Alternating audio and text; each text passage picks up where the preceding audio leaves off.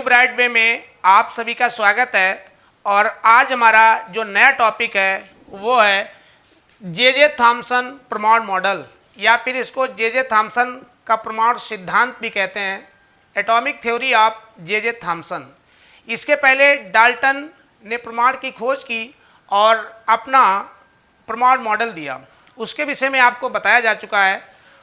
लेकिन John Dalton के परमाणु मॉडल में इन्होंने कमी निकाली और अपना नया मॉडल प्रस्तुत किया। तो क्या था जे थॉम्सन का परमाणु मॉडल, तो समझते हैं इसको। जे थॉम्सन के परमाणु मॉडल को तरबूज मॉडल भी कहा जाता है। ध्यान रखिएगा, जे थॉम्सन के परमाणु मॉडल को तरबूज मॉडल भी कहा जाता है, क्योंकि इन्होंने उसी से उसकी कंपेयरिंग बताई।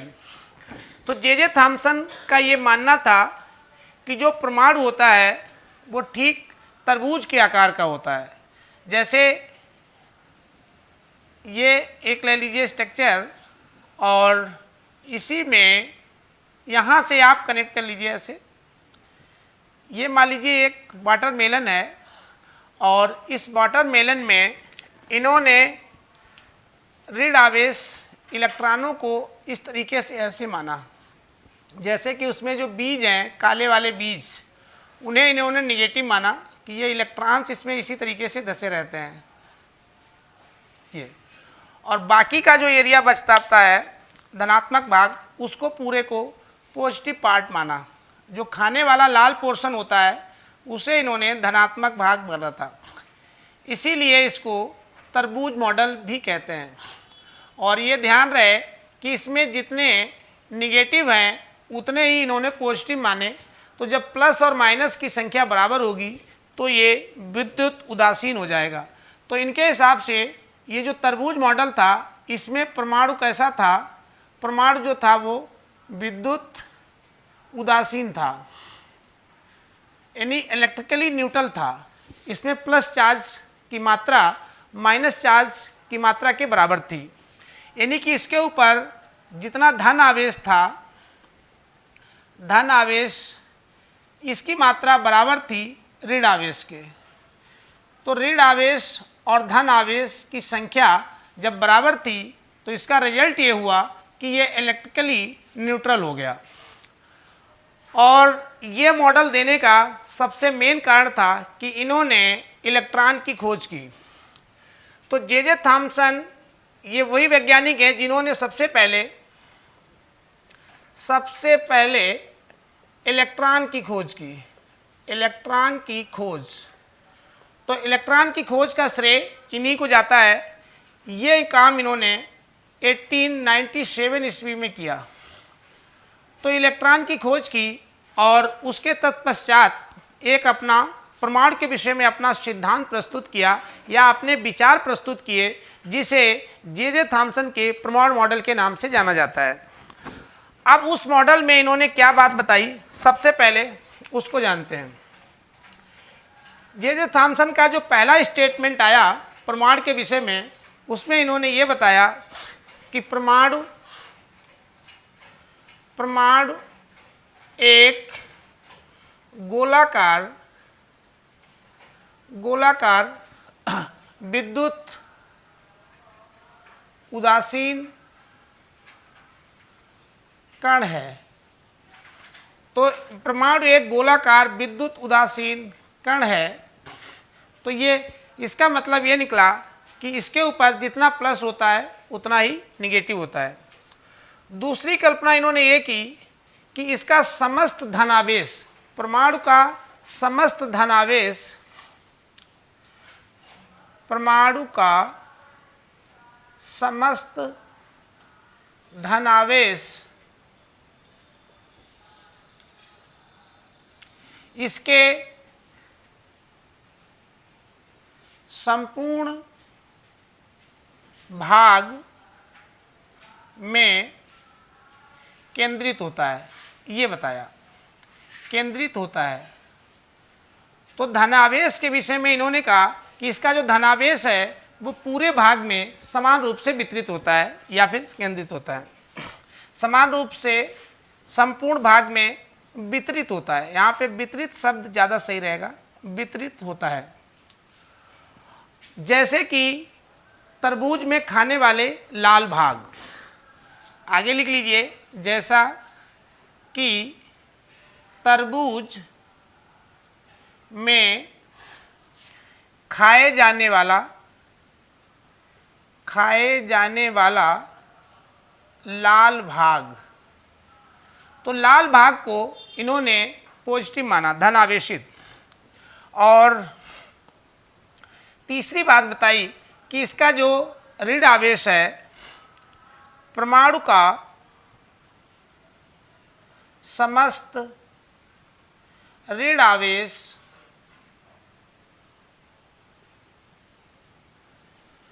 तरबूज के बीज, तो तरबूज के बीज के समान ये संपूर्ण भाग में धसा रहता है, जैसे तरबूज में बीज धसे रहते हैं। तो इन्होंने बीज को, जो तरबूज के बीज होते हैं काले रंग के, उनको ऋण आवेशित माना। तो तरबूज के जो बीज होते हैं, इसको इन्होंने ऋण आवेशित माना, ऋण आवेशित। तो ये ऋण आवेशित भाग माना। और जो धनावेशित भाग है, उसको लाल वाला पोर्शन, ये धनावेशित, तो ये धनावेशित भाग माना। चौथी बात, ऋण आवेश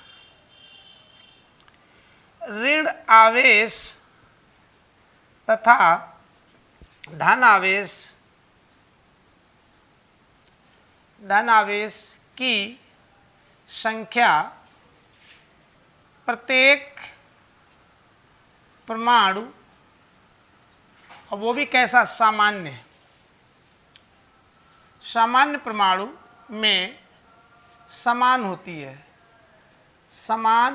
है, जिसके कारण परमाणु विद्युत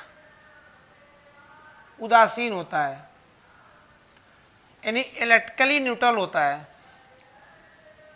इलेक्ट्रिकल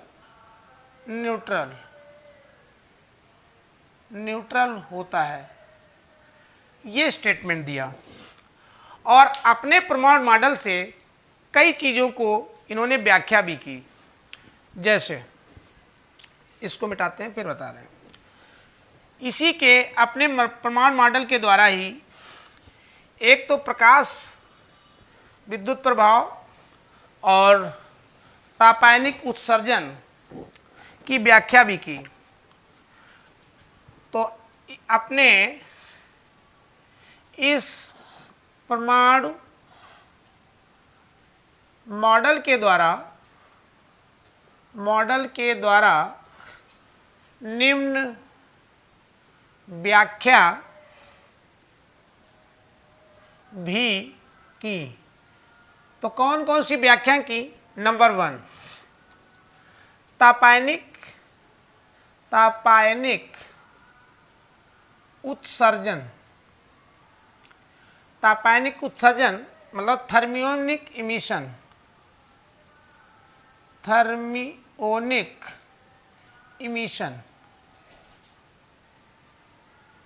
एक तो थर्मियोनिक इमिशन मतलब जब किसी चीज़ को हम गर्म करते हैं तो उससे इलेक्ट्रॉन निकलने लगते हैं, तो तापायनिक मतलब टेम्परेचर के कारण थर्मियोनिक इमिशन। दूसरा प्रकाश विद्युत प्रभाव,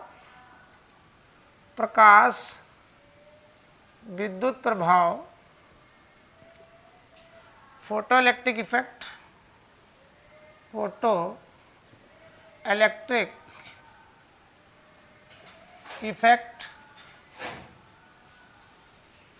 प्रकाश विद्युत प्रभाव।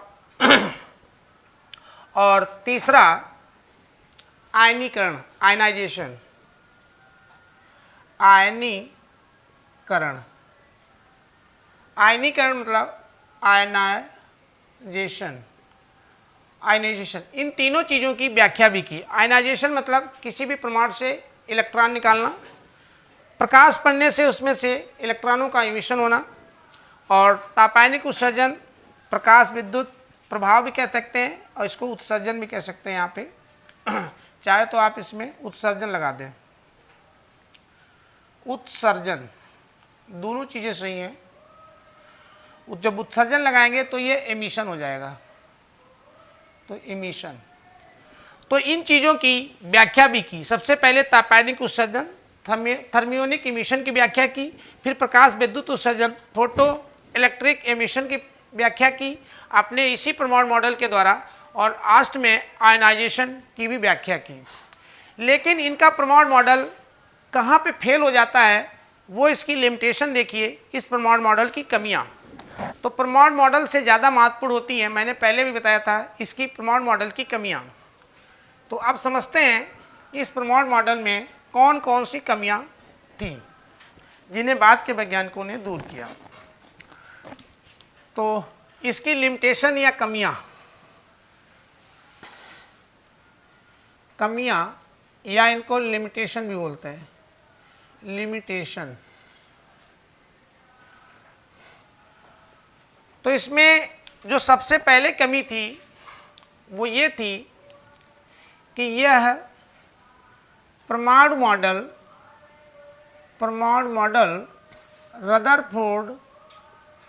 रदरफोर्ड के अल्फा कण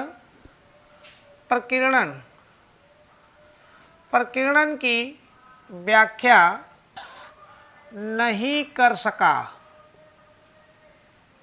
सका, जो कि उनका प्रैक्टिकल था।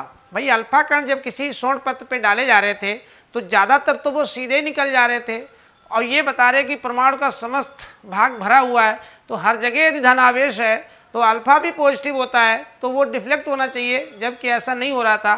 तो ये उसको एक्सप्लेन नहीं कर पाए और ये मॉडल फेल हो गया। दूसरा कारण ये था कि ये परमाणु के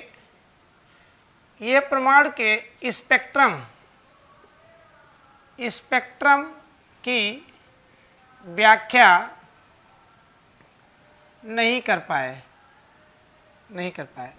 तो परमाणु के स्पेक्ट्रम मतलब इसका जो ऊर्जा स्पेक्ट्रम होता है, एनर्जी स्पेक्ट्रम, उसको नहीं एक्सप्लेन कर पाए, क्योंकि वो लीनियर आ रहा था, अलग अलग आ रहा था, जब इनके हिसाब से कंटिन्यूअस होना चाहिए। इन्हीं कारणों से ये परमाणु मॉडल फ्लॉप होता है, और ठीक बाद में इसके रदरफोर्ड अपना दूसरा मॉडल प्रस्तुत करेंगे, वो आपको इसके बाद में बताते हैं। ठीक है, बाय।